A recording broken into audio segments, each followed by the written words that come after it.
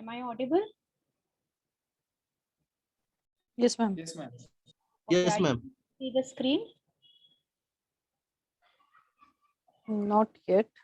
Not it. Okay, just a moment. Yes, now we Yes, can. now it's visible. Okay.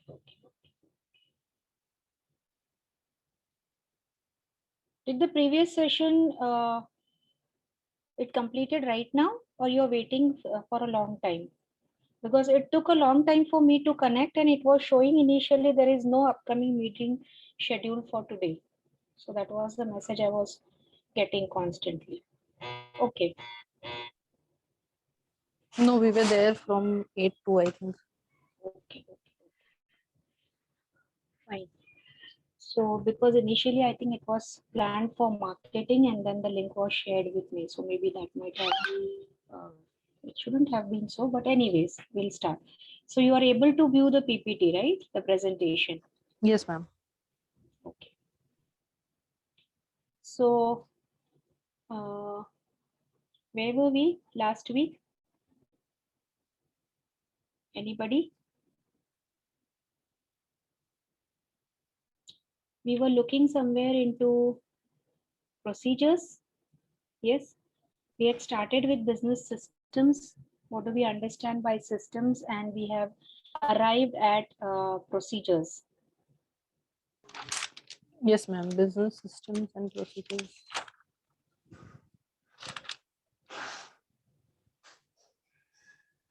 Okay. So we stopped with some procedures with respect to, I think, with respect to recruitment of people, then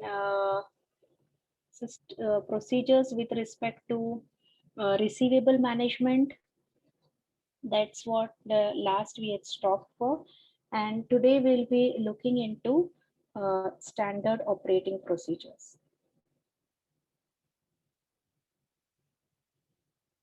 Yes.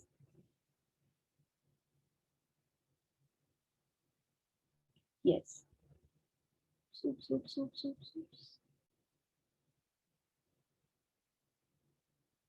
Yes. We had started somewhere with systems, how to build your systems so that you could be free to focus on all the important aspects.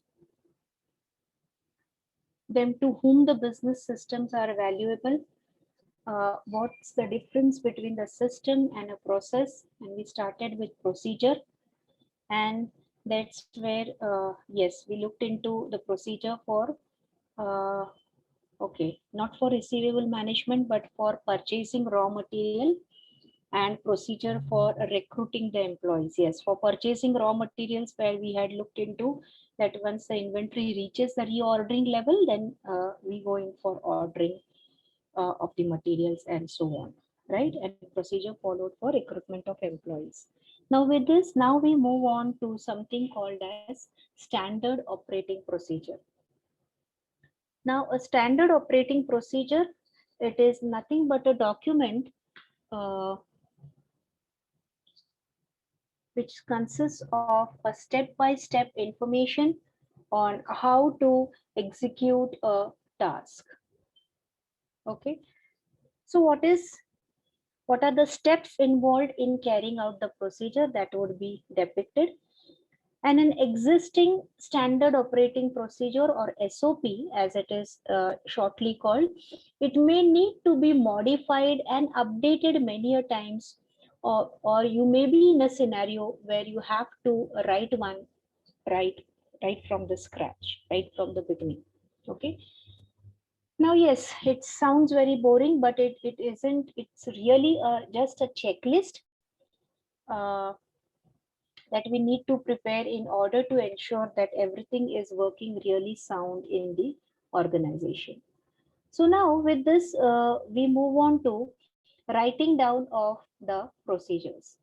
Now the writing of the standard operating procedures for any task or any job to be done, further it is broken down into three parts.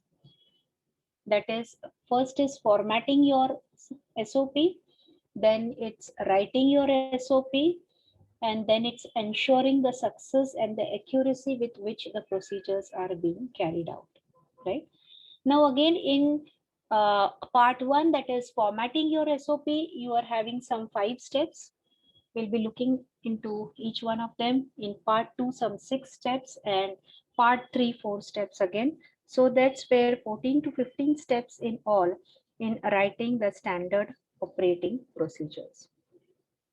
Okay, so now let us look into part 1, that is formatting your standard operating procedure, where the first point or the starting point is you have to choose your format.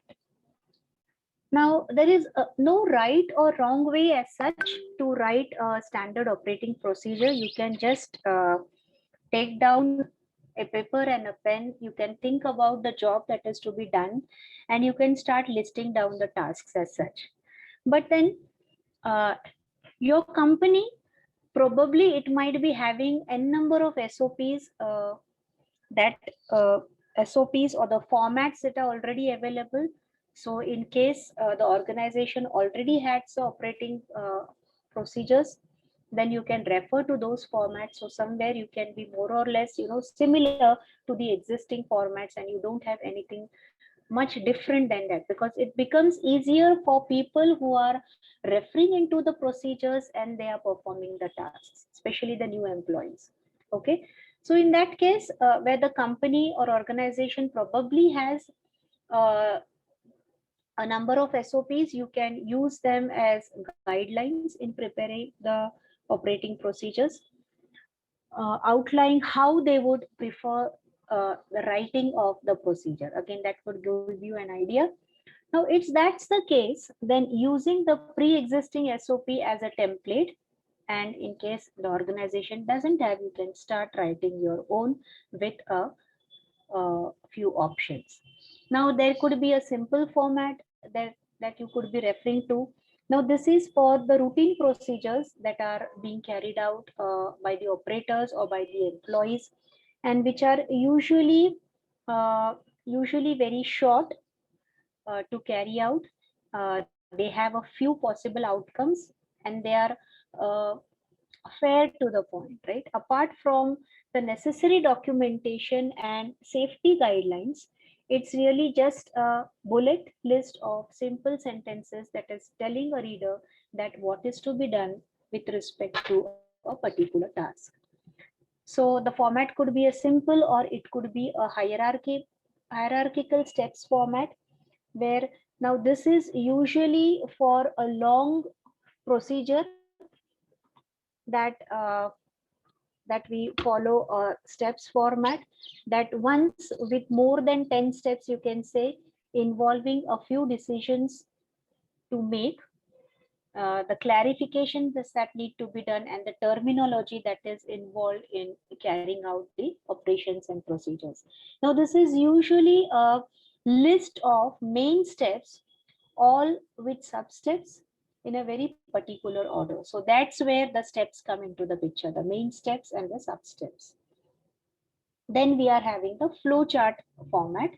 Now, if the procedure is more like a map, right, guiding your way to reach somewhere, so if it is more like a map with an almost infinite number of possible outcomes, okay, that you could be having this as an outcome, or it could be this, or it could be that. So n number of items, outcomes with one flow, then in that case you can, a flow chart may be used as it could be the format could serve your purpose better than the top two formats, right? So that's where, first of all, while writing, you have to choose your format first. Then the next step would be considering your audience. Now, there are three main factors to take into account before writing your SOP. First is your audience's prior knowledge. So, are they familiar with your organization, or they are totally new? Uh, are they familiar with the procedures? Have they gone through some of these SOPs before, or again, they are totally new? Do they know the terminology that is being utilized in the procedures to be referred to? And further, again, your language needs to match to the knowledge and investment of the reader. Okay, only then the operating procedure will be understandable as such, so that they are able to follow it without any doubts. Second is your audience's language abilities. Now, you need to consider whether is there any chance that the people who don't speak your language will be reading your SOP. So if that's an issue, then it's a good idea to include lots of annotated pictures and diagrams where they understand better, right? And then most important, you have to consider the size of your audience. If multiple people at once are reading your SOP, multiple people meaning those in different roles we are considering, then you should format the document more like a conversation in a play. Okay, where user one completes an action followed by user two, and so on and so forth. So that way each reader can see how he or she is an integral cog in the well-oiled machine. That's how we put it. So second step will be considering your audience. Third step is consider your knowledge. Knowledge of whom? Knowledge of the person who is actually into the writing of the operating procedures, standard operating procedures. Now, what it boils down to this is this, that first of all, you need to identify that are you the best person to be writing this? Then do you know what the process entails or what is it made up of?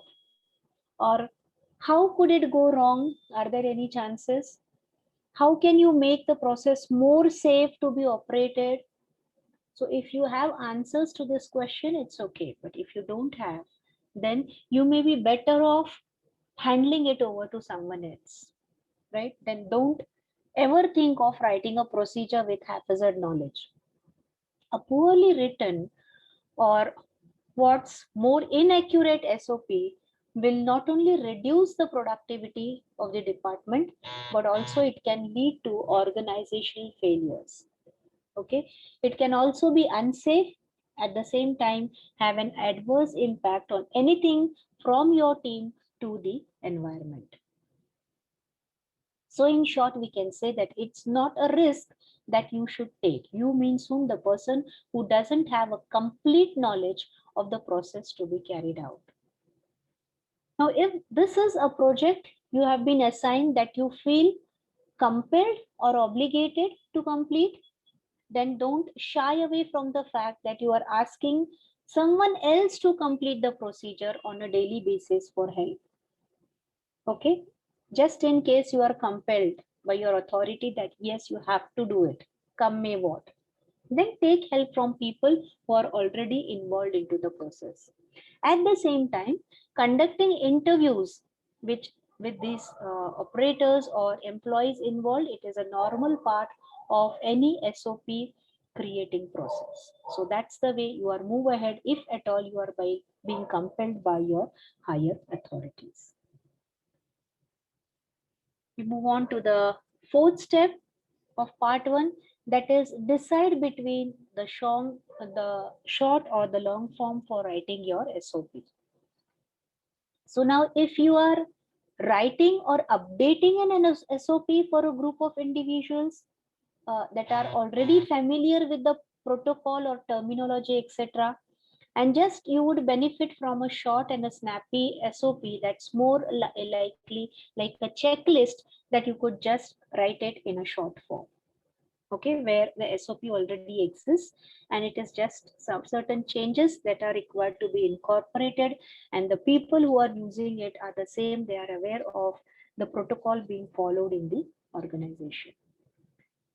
If that's not the case, you are writing the SOP for a new personnel, then it has to be in greater details, and then probably that's where you will be looking into the full form or the long form of writing the SOP, giving each and every details, maintaining the terminology, explaining the terminology, stating maximum pictures, uh, detailed checklists, and so on, right? Then Next step, step number 5 is keep your SOP purpose in mind. That's what is the purpose with which you are writing your SOPs. So what's obvious over here is that you have a procedure within your organization that keeps on getting repeated over and over and over. But is there a specific reason why this standard operating procedure is particularly useful that you have been asked to write for? Okay. Does it need to stress on the safety measures that are required to be taken care of while carrying out the operation? Or does it need to stress on the compliance measures that are required to be followed before, during, or after completing the process? Or is it used for training of the employees, new employees on a day-to-day basis? So this is all you need to think while writing your standard operating procedures. Okay, so now here we can again list out a few reasons as to why your standard operating procedure is necessary for the success of your team. There could be already one that is existing, but still you are asked to write a fresh standard operating procedure without considering the previous one. So what are the things that you need to keep in mind again? First is to ensure the compliance standards are met. Okay. Then to maximize the production requirements, the requirements of the production department, to ensure the procedure has no adverse impact on the environment. It could be with respect to carrying of materials. It could be with respect to introduction of uh, new jigs in the manufacturing process. It could be with respect to the setting up time that is required by the machinery or the cooling time that is required by the machinery. It could be with respect to the materials that are required to be kept in special storage conditions and the minimum time to be spent in handling of material before they are introduced into the manufacturing process. Then it could be with respect to the safety measures of the workers who are working on the machinery and the equipment, or those who are working on the infrastructure, with the infrastructure of the production department, those who are working with the material handling equipments that are very heavy to be carried, and safety of such people need to be taken care in mind while writing the operating procedures. Further, it could be to ensure that everything goes according to the schedule, that the production schedules are being met. So probably they are not met, and that's the reason why they have asked you to prepare a procedure again and to identify the time that would be taken. Further, to prevent failures in the manufacturing process itself, or the purpose could be to be used as a training document.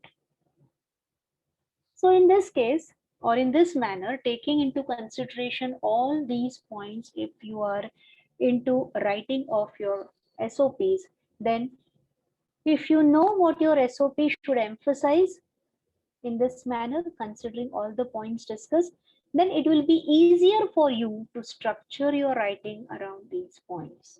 Okay, so it's also easier to see just how important your SOP is after writing it down. So that's with respect to part 1, that is formatting your SOP. So total number of steps that are involved are 5. Right from starting with, first step is choose your format. Second is consider your audience. Then we have consider your knowledge before writing the SOP. Fourth is decide between the short or the long form of SOP that you would be writing. And fifth is keep your SOP purpose in mind. So with this, we now move into part 2, that is, we'll be moving into actual writing of your SOP, right? So now, the first point over here, or step number 6, is cover the necessary material. Now, what is the necessary material that we are referring to over here in step number 6? Now, in general, the technical SOPs will consist of 4 elements apart from the procedure itself. Okay, discussion of the procedure, the manner in which things are carried out. First is the title page. Okay, then the table of contents, then the quality assurance or quality control, and then the reference. So in the first point, that is the title page, this will include the title of the procedure, which is the procedure about which it is speaking all about, then an SOP identification number, right? Because there will be n number of SOPs that will be there in the organization. So each and every SOP will need a separate identification number. Then the date of issue or revision. In case it is issued for the first time, the date of issue. In case it is revised, the date of revision. Then the name of the agency or the division or the branch to which the SOP applies to. So the standard operating procedures will be there with respect to different departments or the sections in the organization, right? And then the signatures of those who have prepared and those who have approved the standard operating procedure. Now, this can again be formatted however you like, depending upon the organization, as long as the information is very much clear and precisely mentioned. Then next is table of contents. Now, this is the only necessary if your SOP is quite long, okay, allowing for the ease of reference. A simple standard outline is what you can find over here, an outline of the entire procedure. Then we look into the quality control with respect to SOP. Now, a procedure is not a good procedure if it cannot be checked. It cannot be verified or supervised, right? Have the necessary materials and the details provided in the SOP so that the reader can make sure that they have obtained the desired results, right? This may or may not include other documentations like the performance evaluation samples and so on. But at least the person who is carrying out the procedure, he has to understand that yes, the procedure has been carried out. It is up to mark with the quality standards to which they are expected to be carried out. And then we have the reference section, whereas one has to be sure to list all the cited or significant references.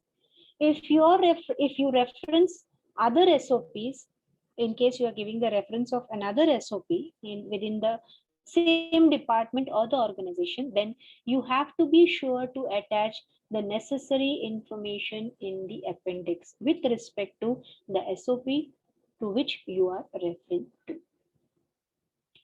So now your organization may have different protocols than this. If there are already pre-existing SOPs, you can, as said, refer to, and then you can abandon. No need to look into this structure and adhere to whatever is already there in place, right? Then next we look into the step 2 of writing the procedures. That is, for the procedure itself, one has to make sure that you are covering all the aspects with respect to the following points: scope and applicability, methodology and procedures, clarification of terminology, health and safety warnings, and equipment and supplies. So let us look into them one by one. When we are referring to the scope and applicability, or in other words, we are describing what? The purpose. The scope of the process, that is nothing but the purpose for which the process is being carried out. The limits and how it is being used. Then you include the standards, the regulatory requirements, if any, and the roles and responsibilities of the operator or the person who is engaged on that particular process. What could be the inputs that are required to be introduced in order the process can run, and what are the desired outputs that could be coming up from the particular process. Second is methodology and procedures. Here we list all the steps with the necessary minutest details, including what equipment is needed in order to carry out the respective procedure. So here, cover the sequential procedures and the decision factors, where the decisions are required to be taken by the operators that are working on the processes on the right equipment. Then address the what ifs and the possible interreferences or any safety considerations. What if we don't look into this? What if the input is not introduced in the beginning of the process? What if the introduced is introduced somewhere in between, because as is it will be utilized after the previous processing is being done? Then why it has to be introduced along with the basic raw material input and so on? So ask yourself this question, and that's where you will be able to write down the correct procedures and the sequences, giving answers to the what ifs. Then clarification of terminology. So wherever abbreviations are being used, you have to give the full forms of the abbreviations, and all the phrases that are used in common parlance while operating on a particular process. The clarification has to be given with respect to the phrases being used and the abbreviations or acronyms that are being used, right? Then health and safety warnings, very important. We are used to having boards, display boards that usually have the safety uh, conditions to be followed, or the warnings given, especially in the production departments, right? So to be listed in its own section and alongside the steps where it is an issue. Do not gloss over this section. So what it is trying to say, that the place where the safety measures are required to be taken, the display boards have to be there in that place itself. It's of no sense having the display board somewhere else and the process is carried with respect to the safety precautions that are required to be taken, okay, or with respect to the safety warnings, and the process is carried out somewhere else. So it has to be located at the same place. Then equipment and supplies, a complete list of what is needed and when, where to find the equipment, the standards of equipment, etc., has to be given in the standard operating procedures. And cautions and interfaces. Basically, this is a troubleshooting section. Okay. Over here, in the cautions, we will be mentioning what could go wrong, and in case things go wrong, what one needs to look into, and what one may interfere with the final and the ideal project. Sorry, final and the ideal product, right? So what if a particular thing goes wrong at so and so time? What would be its final impact on the product That is the final output that we are desiring from a particular process. And then give each of these topics their own section. Usually it would be denoted by numbers or letters to keep your SOP from being wordy and confusing and to allow for easy reference. So that's where you can use certain short forms for easy reference, because while working on the process, your reference time with respect to the SOP will be comparatively short. It has to be immediately picked up by the person who is working on the process, right? So hence it cannot be into n number of words put together. And this is by no means an exhaustive list. This is just a tip of, or a few tips that are given to you for uh, for taking care of the entire procedure iceberg, as we can put it. Your organization may specify other aspects also that requires attention and that needs to be included in the SOP. With this, we move on to the next step, that is step number 3 or step 8. Make your writing of your standard operating procedure concise, short, and easy to read. So now your audience is not going to read your standard operating procedures for fun, right? So that's the reason why you have to keep it very concise. At a glance, they should get an overview of what the SOP is telling them. At the same time, keep it short and clear, otherwise the attention will stray off, or they will have to find the document formidable and hard to grasp. Okay, where they will be scratching their heads to look into the minor details about what the entire thing is all about. So in general, we can say that you have to keep your sentences as short as possible. Don't keep on beating around the bush, repeating the same thing again and again, using big terminologies and jargons to confuse the poor people who are working on them, right? So now that's where we have given a bad example and a good example. So the bad example that is given is you make sure that you clean out all the dust from the air shafts before you begin using them. So instead of having such a big statement,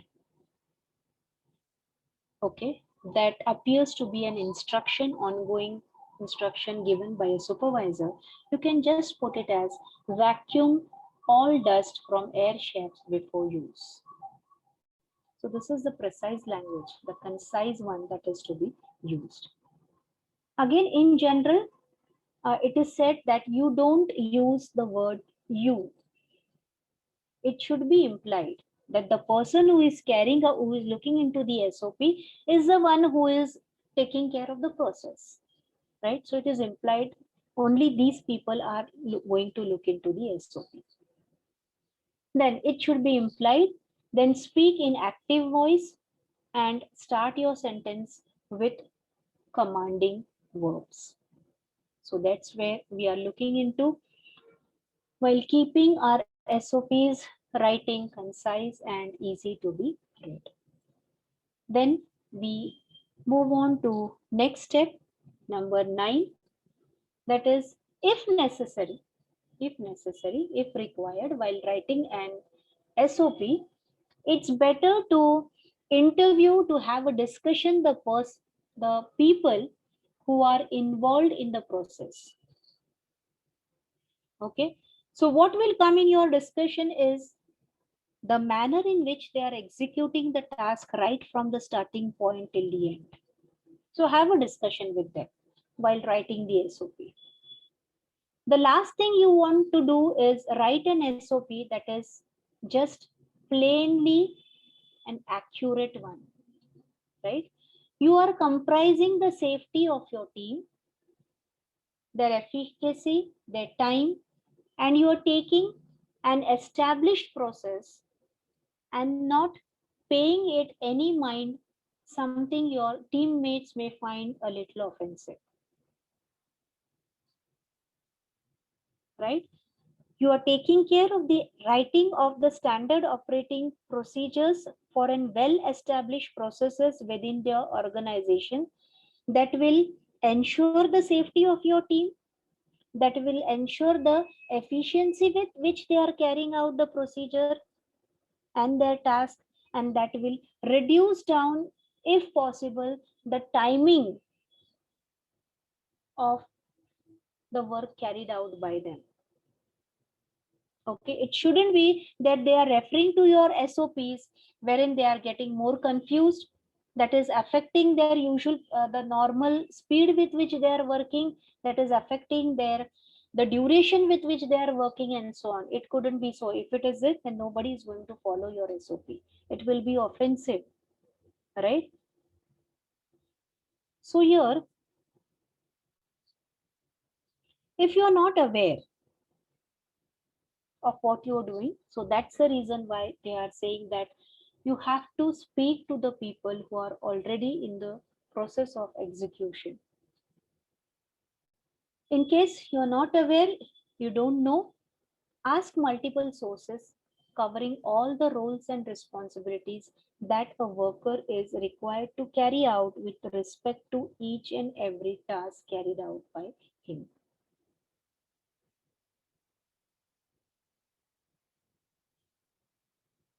Now, why ask multiple sources again? Because one of the team members, they might not follow the standard operating procedure which he should be following, or the other member of the team, he might not be involved in the process itself.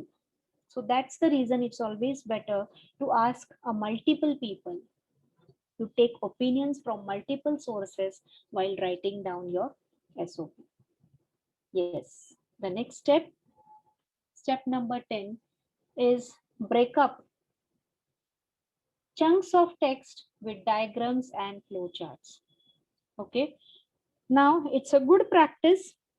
It's not a comprehension or an essay that you are writing in the SOP. It shouldn't be into continuous words or sentences. If you are able to put it down in the form of diagrams and flowchart, it becomes easier for one to follow. That doesn't take much of his time to read. Okay, and in case of reference, if required, in between the process, he can just look up, refer to the diagram, understand the flow chart, and get back to work again. So if you have a step or two that are particularly intimidating, make it easy on your readers with some sort of chart or diagram. It makes it easier to read and gives the mind a brief idea from trying to make sense of it at all. When you are reading, you are trying to you are trying to draw the meaning from the words, right? Where that's not usually the case when you are referring to the pictures. And that's where it will appear more complete and well written for you.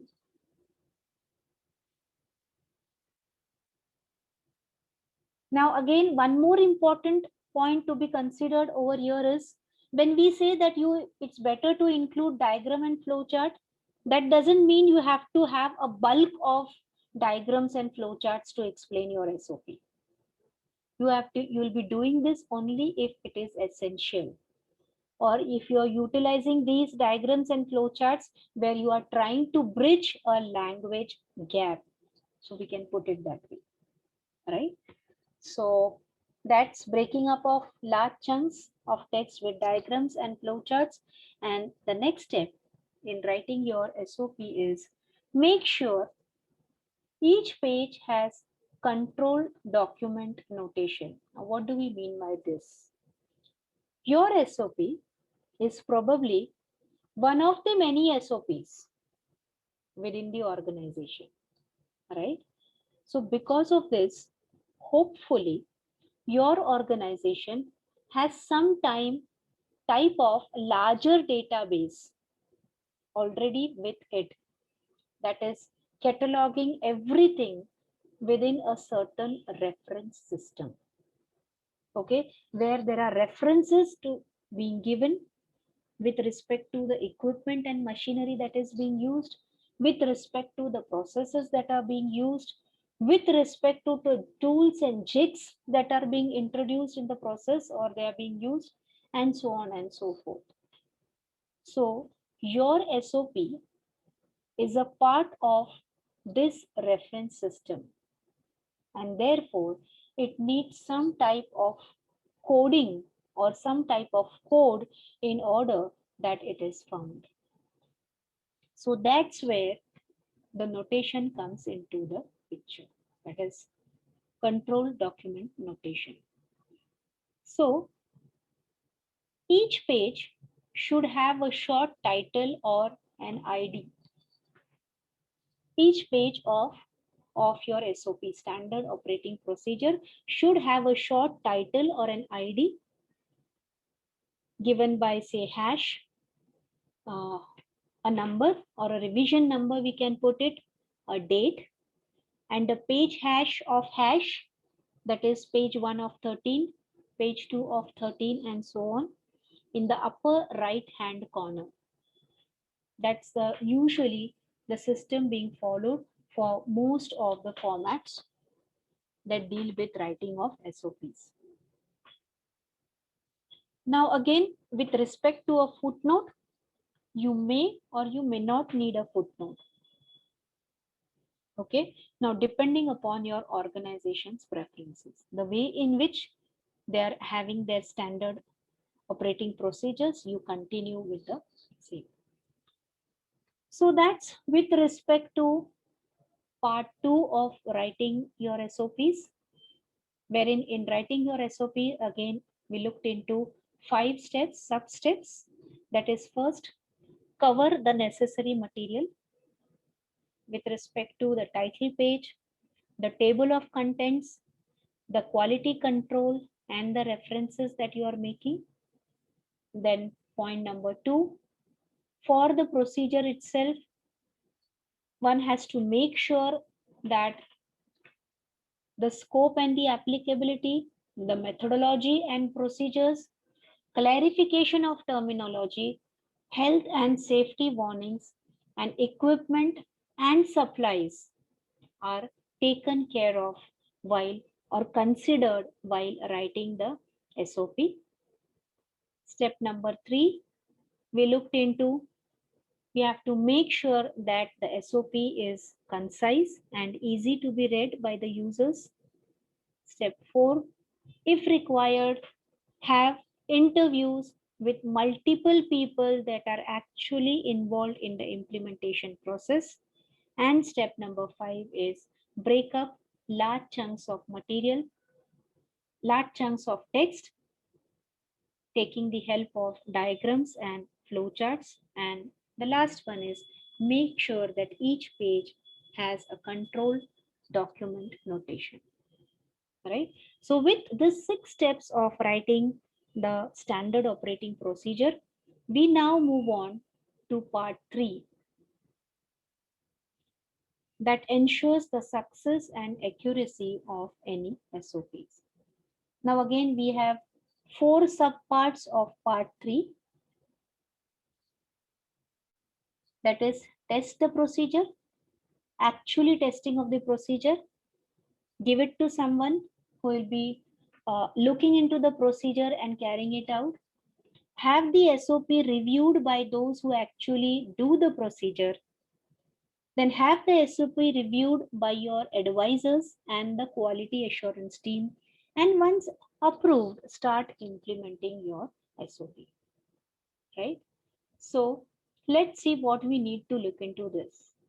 First is test your procedure. So if you don't want to test your procedures, you probably haven't written it well enough. Only then you could be afraid of testing anything as such. So have someone with a limited knowledge of the entire process, or a person who is representative of a normal reader. Okay, who is used to look into the SOPs and find out the mistakes, if any, that would be the mistakes that would be implemented by the people who are referring to the SOP. So have someone who is a limited with a limited knowledge of the process. Use your SOP to guide them, right? Because a person, in case he is already aware of the process, he already knows what is to be done. Then he is not going through. He won't go through the minutest details of your SOP because he is used to. Technically, he is used to what has to be done one after the other, right? So essentially, it is a must that someone with limited knowledge of the process has to be chosen, and he has to be uh, handed over the SOP to guide the process. Now, what issues did they run across? If there are any issues that are observed, then address them and then make the necessary improvements. Now, so it's best to have a handful of people test your SOP.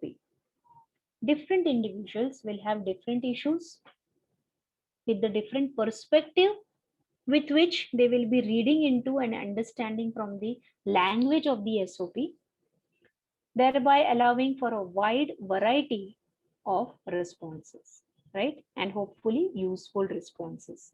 That's what we are referring to.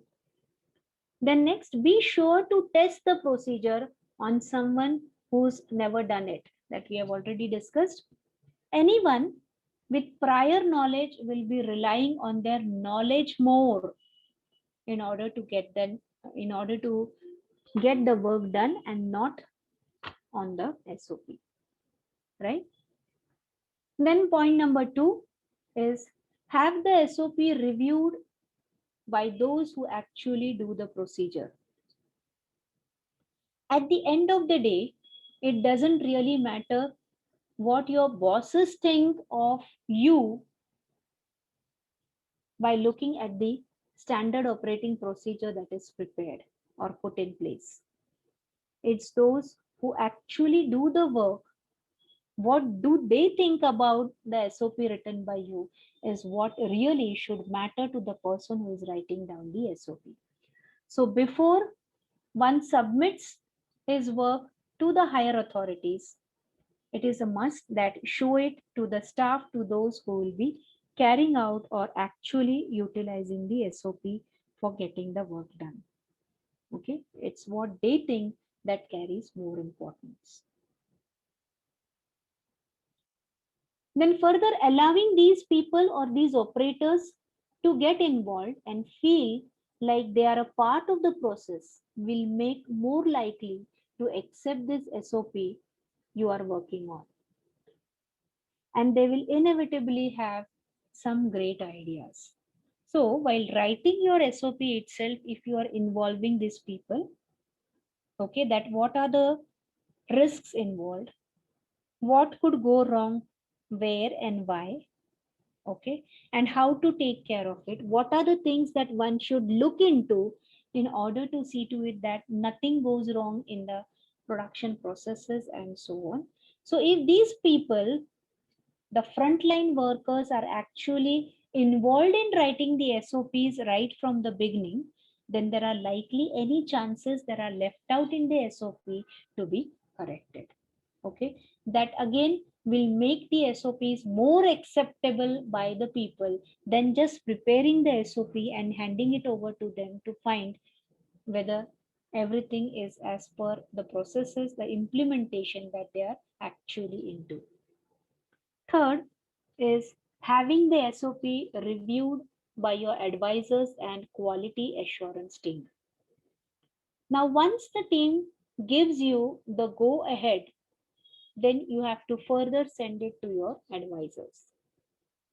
They'll probably have less input on the actual content itself, but they will let you know if it meets formatting requirements, if there's anything you have missed out, and the protocol for making it all official and input into the system, right?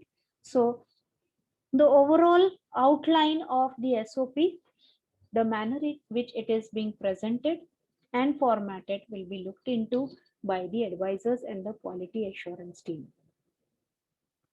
Then it's always better to route the SOP for approvals using documentation management systems to ensure the audit trails of the approvals, okay, where they are being going to be supervised or checked out. What are the checkpoints in the approvals? This will vary from organization to organization, and basically you want everything to meet the guidelines and the regulations. That's your purpose. Now signatures will be necessary, and most organizations nowadays have no problem accepting electronic signatures. That's a proof that they have been approved. And the last one is, once approved, start the implementation of your SOP. Now this may involve executing a formal training for the people who will be utilizing the SOP as a guideline.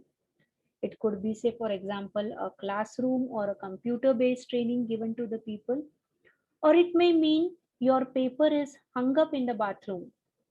Whatever it is, get your work out there. You worked for it. Okay. So one has to give time to recognize the SOP that is given, prepared by you. So necessary trainings need to be given to the people as to how to use the SOPs that will be available for them as guides to work. So that's with respect to step number 3, which part 3 of writing the SOP, that is not writing the SOP, part 3 of ensuring success and accuracy of your SOP by testing the procedure, by having the SOP reviewed, by again reviewed by your advisors and the quality assurance team, and then actually implementation of your SOP once it has been approved. Okay, so that's all for today. Tomorrow, not tomorrow, in the next session, last time we are done with the MCQs, right? So in the next session we'll be moving ahead with next topic in unit 1. Probably we should be completing with unit 1 in the next session. Okay, thank you class. That's all for today. Thank you, ma'am. Thank you, Thank ma'am. you, ma'am.